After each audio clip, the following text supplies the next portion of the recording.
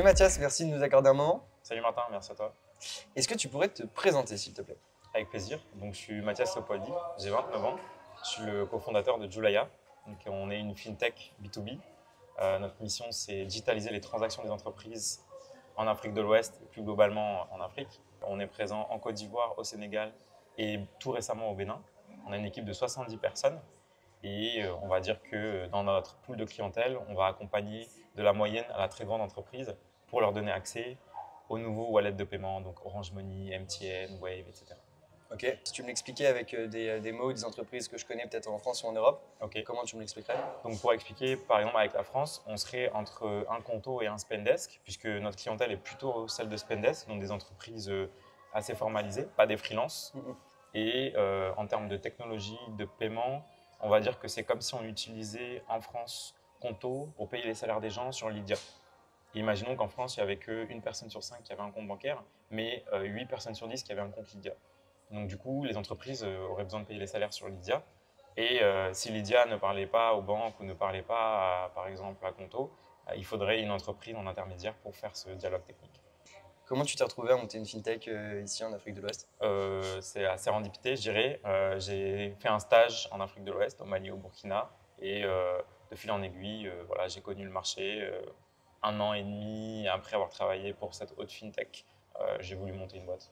Est-ce qu'il y a vraiment un Eldorado pour les entrepreneurs actuellement en Côte d'Ivoire? Je dirais pas forcément Eldorado, je dirais un marché qui est sous-investi. Le ratio de capital, venture capital qui est investi sur les pays, déjà en Afrique, mais encore plus sur les zones francophones, il est très faible. Et donc ça fait que si on trouve un problème qu'on arrive à résoudre et qu'on arrive à lever des fonds, on peut avoir une croissance et une pénétration de marché qui est beaucoup plus élevée que sur d'autres marchés développés qui sont surcapitalisés. Ok.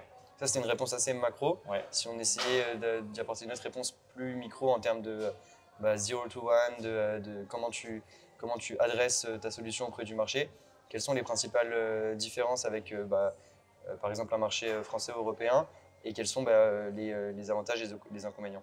Alors, déjà, il faut savoir que ici, si j'investis dans l'immobilier ou dans la pierre ou dans, je sais pas, le VTC par exemple, je peux faire 30% de rendement annuel. Donc en fait, un VC qui vient ici ou quelqu'un qui vient monter une startup ici et qui promet comme en Europe de dire je vais te donner 40%, en fait, ça fait pas sens. Vaut mieux investir déjà dans l'économie de base qui fait des bons rendements parce qu'il n'y a rien. Les infrastructures sont peu développées. Donc, il manque encore des routes, il manque encore beaucoup d'infrastructures électriques, énergétiques, etc. Déjà, de base, le marché, il est comme ça. Donc, les opportunités sont parfois dans beaucoup de projets infrastructures, asset financing. C'est tout à fait différent de, on n'a pas de problématique de comment je peux optimiser mon SEO pour faire de la conversion. Non, ici, ce n'est pas du tout ça comment on approche le marché. C'est plutôt, OK, je connais la structure de la population. Je sais qu'en Côte d'Ivoire, la population, elle est structurée comme ça. Et il y a un weak spot ou voilà, une opportunité d'aller leur proposer un produit différent, une approche différente. Et donc, l'avantage par rapport au marché développé, c'est que les problèmes sont beaucoup plus gros, font beaucoup plus sens aussi. Parce que souvent, quand on est entrepreneur et qu'on va dire je vais aller travailler sur, j'en sais rien, des choses assez, on va dire, peu impactantes dans la vie des gens au quotidien en Europe ou aux US, ça ne séduit pas forcément tout le monde en fait. Alors qu'ici, nous, je donne l'exemple de Julaya, on a des entreprises de sécurité qui payent les salaires. Avant, les gardiens, ils se levaient à 3 h du matin pour aller chercher leurs espèces. Aujourd'hui, le gars, il te dit, bah, moi, je gagne 1 nuit et je peux travailler encore un jour de plus parce que je reçois mon salaire directement sur mon portefeuille électronique. C'est un peu la différence. Dans cette explosion de l'innovation et des nouvelles technologies ici, il y a eu surtout quand même une prépondérance des fintechs. Comment est-ce que tu expliques ça? Et est-ce que tu as l'impression que c'est un peu voué à le rester pour l'instant ou tu vois une deuxième vague d'une autre typologie de boîte qui va arriver? Bah, déjà, sur les marchés développés, c'est encore la fintech qui domine en termes d'investissement. Donc, si on dit que les écosystèmes se ressemblent, ça va forcément rester avec la fintech domine. Pourquoi? Parce que c'est le cœur de toute économie. Donc, sans les paiements, sans le crédit, sans les services financiers, rien d'autre ne marche. C'est les seules boîtes qui peuvent toucher 100% des activités Tout le monde économiques. utilise de l'argent. Voilà. Maintenant, sur la seconde partie de la question, c'est c'est vrai qu'ici, on est à des proportions plus élevées. Ça peut être 70% des investissements sont dans la fintech, ce qui n'est pas le cas sur les marchés développés. Donc, pour moi, un peu les paris que je pense sur les autres types de boîtes qui vont décoller et qui vont faire des unicorns ou des très grosses boîtes sur nos marchés, ça va être potentiellement on va dire les entreprises qui vont résoudre des problèmes de masse, typiquement identification. Aujourd'hui, ici, le problème qu'il y a, c'est qu'il y a beaucoup de gens qui n'ont pas de carte d'identité, qui ont juste des petites attestations, etc., et qui restent exclus des circuits formels. Ils ne peuvent pas ouvrir de compte bancaire tant qu'ils n'auront pas une pièce d'identité. Donc ça, les gens qui vont aller sur ces choses d'identification, ça va marcher. Il y a aussi des problèmes d'éducation. L'éducation, selon le modèle occidental, ne marche pas. Il n'y a pas assez d'écoles, il y a une demande énorme. Alors peut-être que la demande doit être rattrapée avec des investissements, mais ceux qui arrivent à pusher, en fait, il y a des boîtes qui commencent à monter en Égypte, etc., et qui poussent des systèmes d'éducation un peu alternatifs sur mobile, avec des coûts beaucoup moins élevés, un peu en mélangeant MOOC, physique. Enfin, il y a des modèles qui s'inventent. Et donc, maintenant que la monétisation peut être assurée par notamment les portefeuilles Orange Money, Wave, etc., il y a d'autres business, éducation, finance, et puis bien sûr aussi santé. Là aussi, on a des déficits énormes d'investissement dans la santé. Et je crois qu'il y a Zipline là, qui s'est lancé en Côte d'Ivoire. Ils ont commencé à livrer de sang et c'est des exemples de startups dans la santé qui commencent à cartonner. Tu as parlé d'éducation.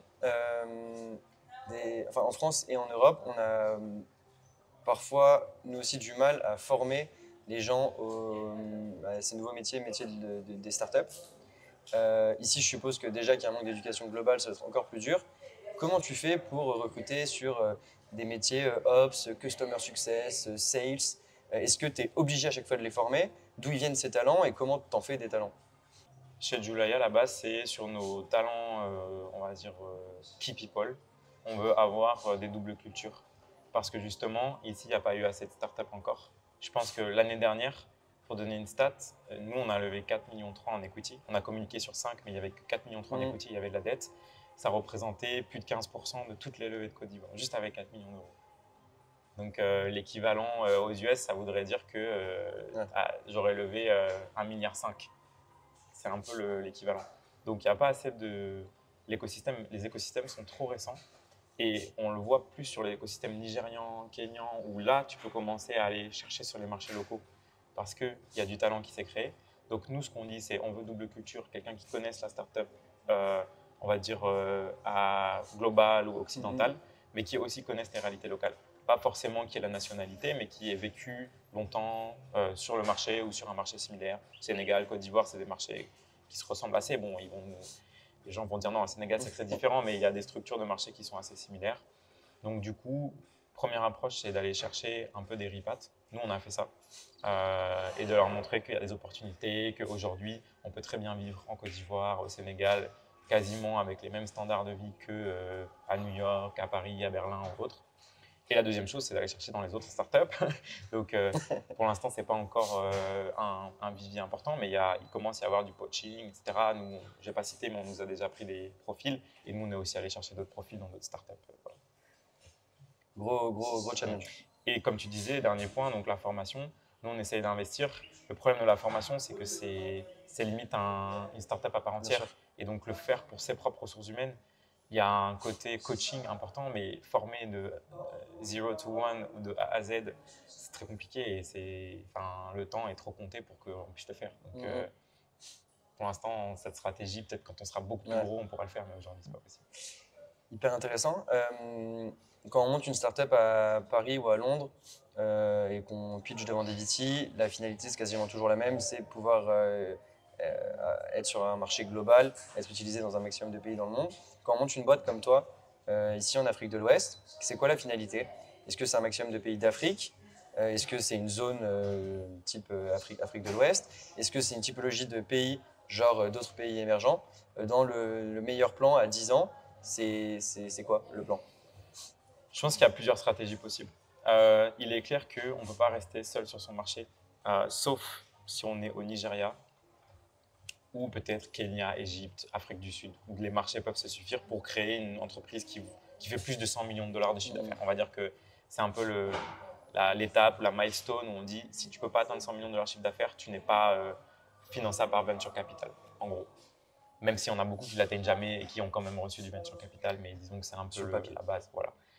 Donc, quand on est Afrique de l'Ouest, l'avantage qu'on a, c'est que c'est une zone avec le même droit civil. On peut créer une SAS en Côte d'Ivoire et ça ressemble un peu aux SAS français, SAS au Sénégal. Nous, on a des SAS partout. Donc, la partie juridique, la partie même réglementaire pour les fintechs, c'est la même banque centrale, etc. Ce qui est un avantage, parce que parler à 2-3 banques centrales différentes, c'est compliqué. Donc, il y a cette partie-là. Mais aussi, il faut penser un peu marché similaire. Donc, nous, par exemple, les marchés mobile money, donc c'est payé sur les portefeuilles, c'est des marchés qui existent un peu partout en Afrique subsaharienne. Il y a très peu de marchés qui ne sont pas des marchés mobile money. Si on va en Ouganda, en Tanzanie, au Kenya, maintenant même l'Éthiopie s'y met. Si on va au Rwanda, si on va au Cameroun, si on va en Côte d'Ivoire, au Sénégal, c'est les opérateurs télécoms qui ont révolutionné les services financiers. Et donc ça montre qu'en effet, c'est possible de s'étendre sur toute cette zone. Et il y en a même qui ont des stratégies où ils vont aller sur d'autres marchés. Il y en a qui commencent au Nigeria et qui ouvrent aussi l'Inde.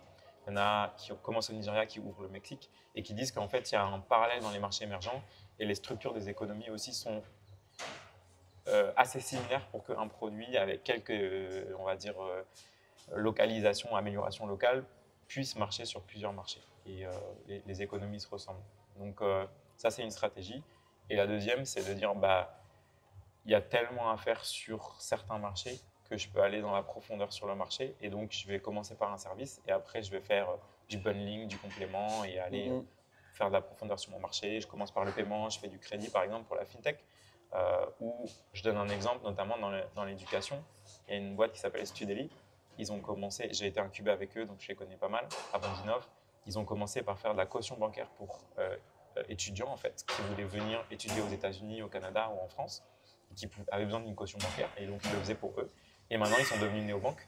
Donc là, ils sont allés chercher en disant on est néobanque pour les étudiants qui veulent partir et aller étudier. Voilà. Donc il y a un peu des évolutions comme ça. Et juste par curiosité, toi, es plutôt sur une logique, vous êtes plutôt sur une logique verticale ou horizontale? On va dire que pour l'instant, on est en train de tester les deux. Okay. Donc c'est pour ça qu'on a ouvert le Bénin pour tester. Et puis on a d'autres pays un peu en ligne de mire. Et on a aussi en train de tester des produits de pénétration en profondeur et de voir qu'est-ce qui a le plus de potentiel. Après, l'un n'exclut pas l'autre, je pense. Mais il faut juste... je pense LCO, c'est l'allocation des ressources. Donc il faut dire, OK, ça me semble avoir le meilleur rendement pour l'instant. Et puis quand on a épuisé le rendement, aller voir quelle autre stratégie marche. Mais pour donner l'exemple, on parlait souvent, parce qu'il y en a qui disent, oui, il n'y a pas assez de... Enfin, quand on regarde la population de la Côte d'Ivoire, il ne peut pas y avoir plus de X, licornes ou autres, etc. En Afrique, il y a, je crois, aujourd'hui, si on prend les derniers chiffres, en mars 2023, il y a 7 licornes, je crois. En Israël, il y a quasiment une centaine de licornes. Alors que la population d'Israël, c'est, je crois, c'est... 2 millions, j'ai. Non, 12 millions, je pense que c'est quand même un peu plus élevé que 10 millions. À Tel Aviv. Mais, ouais, peut-être Tel Aviv, c'est 2 millions. Mais le PIB d'Israël, c'est plus ou moins le PIB du Nigeria. Et ils ont déjà plus de à peu près 13 fois plus de licornes juste avec le PIB du Nigeria. Donc en fait, ce n'est pas une histoire de population, de PIB ou autre, c'est une histoire d'écosystème. Et ça, souvent, les gens ne le comprennent pas. Ok, on fait un jeu. Je te pose une question et j'aimerais 2 réponses. Une réponse du Mathias très optimiste et une autre réponse en étant un peu plus pessimiste, plus que pragmatique, même plutôt pessimiste. C'est quoi l'innovation et l'arrivée des nouvelles technologies dans 15 ans ici en Côte d'Ivoire et plus particulièrement ses conséquences sur le monde dans lequel on vit et la société? Alors, la réponse optimiste, c'est ça a changé la vie des gens. Ça a ouvert le potentiel, notamment à la base de la pyramide, de pouvoir shifter. En fait, aujourd'hui, c'est 2 tiers de la population qui est encore en Côte d'Ivoire, qui est encore dans l'agriculture, en fait. C'est énorme. Donc, peut-être dans 15 ans, on sera descendu à 10% ou 15%. Et tout le reste de cette population-là aura permis, grâce à ces startups dans l'éducation, grâce à ces services financiers, grâce à cette santé améliorée, puisque l'espérance de vie ici, c'est encore 58 ans. C'est difficile. Il faudra vérifier les chiffres, mais je pense que c'est à peu près ça. Disons pas plus de 60 ans.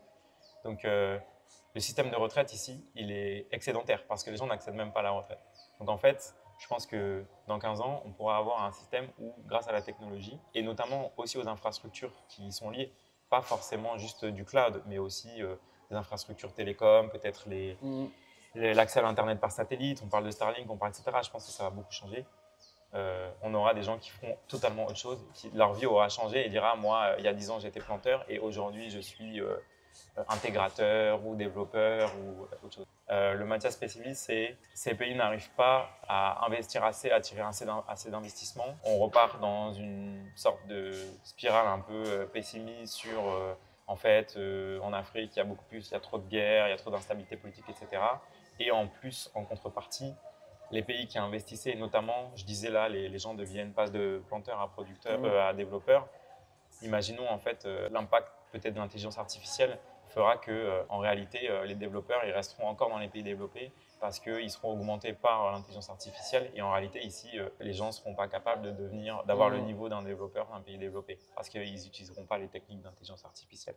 Donc ça, c'est aussi possible. Et que ce gros changement qui est en cours où personne ne sait vraiment où ça va, mais où tout le monde sait que c'est... Voilà, je pense que on est un peu au même moment d'excitation que quand Internet s'est lancé ou quand les téléphones mobiles sont lancés. C'est genre, ah, c'est génial, c'est super puissant, c'est excitant, mais on ne sait pas où ça va. Mais je reste plutôt le Mathias optimiste. Hein. Ouais. Trop cool. Merci beaucoup Mathias, c'était un plaisir Merci à d'échanger toi. avec toi. Yes. Salut. Salut.